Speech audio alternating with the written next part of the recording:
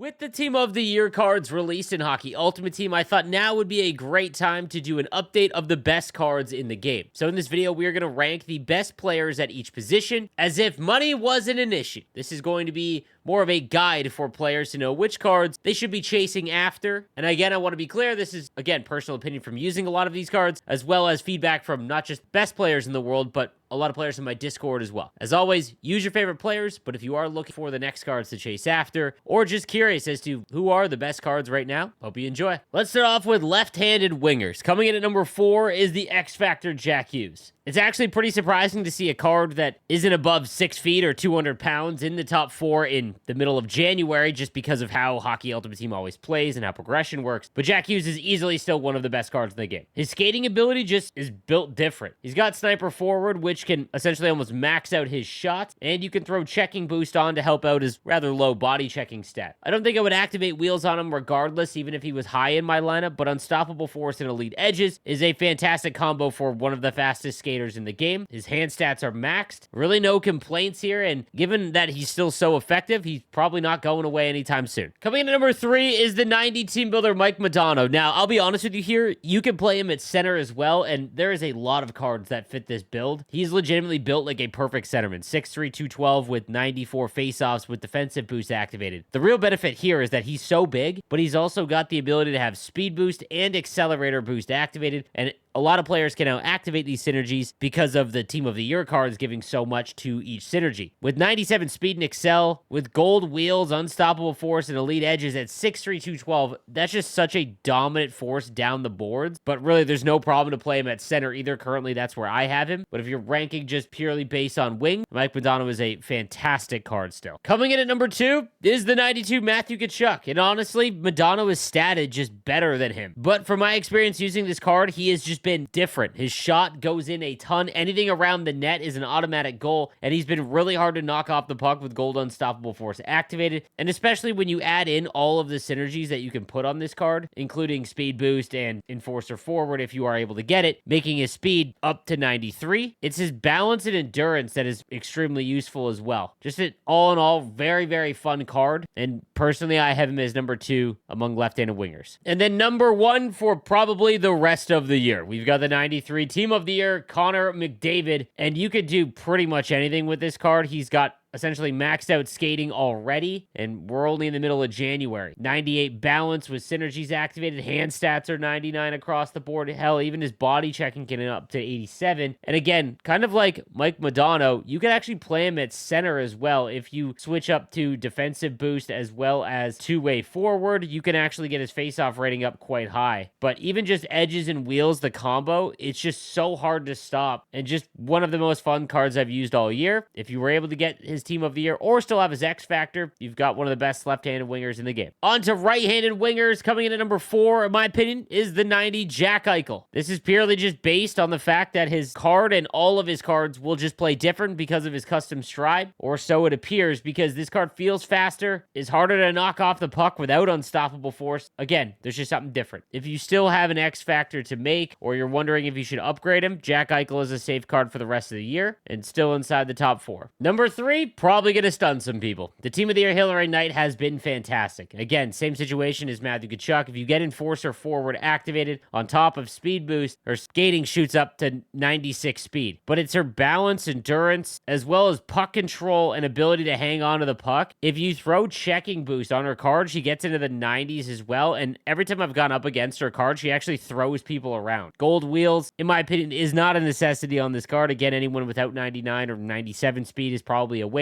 However, edges as well as unstoppable force and even make it snappy just make this card really fun and really hard to defend. I was stunned, but in my opinion, right now, she's inside the top 4. Potentially one of the most overlooked cards in this entire game, because personally, I didn't even realize it either. But number 2 is the 90 William Nylander transaction card. For whatever reason, EA decided that they wanted to boost his skating from like 92 all the way up to 96. If you throw Sniper Forward as well as Shooting Boost on this card, his shot is now into the high 90. I used his Global Series card for quite some time, and he was fantastic. On top of that, he's got Silver Unstoppable Force and Elite Edges. At At 6'2", 204, he's got okay size as well. Just a nuts right-handed winger card. And then at number 1, just like Connor McDavid, essentially for the rest of the year, among right-handed wingers, Team of the Year Nathan MacKinnon is an easy number 1. I haven't had a card that I was able to score so easily with all year round. Wheels on this thing makes it unfair as well with his custom stride, and I don't even run Unstoppable Force, just edges, and then I tried Ankle Breaker a little bit because I've started to use the stride deke more and more, but just again, a card that picks every corner. He beats every defenseman down the boards. If you got MacKinnon, you've got one of the best for the rest of the year. Now, there are some other options I want to be clear here, like the 89 Martin Necas, who is a fantastic card, as well as Brendan Shanahan. It's just that I've found that these cards have slowly, over the last couple weeks,